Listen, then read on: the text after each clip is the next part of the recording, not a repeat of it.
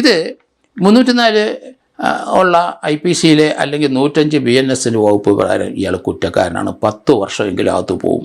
കാരണം 304A ആണ് rash and negligence. 106 BNS അതെല്ലാവർക്കും പറ്റും, അത് ബെയിലബിളാണ്.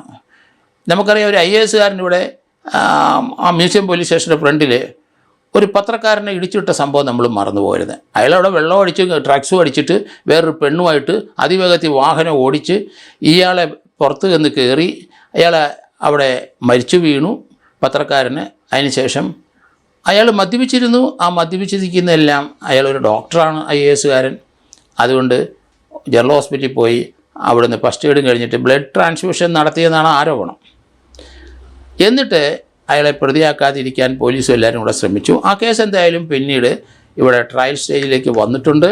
304A റാഷ് ആൻഡ് നെഗ്ലിജൻറ്റ് അല്ലാതെ അതൊരു 304 ആ 304 ഒരു മർഡറിന് സമാനമാണ്. അത് അല്ലെങ്കിൽ 105 BNS പ്രകാരം 10 വർഷമെങ്കിലും ശിക്ഷിക്കുന്ന കേസാണത്.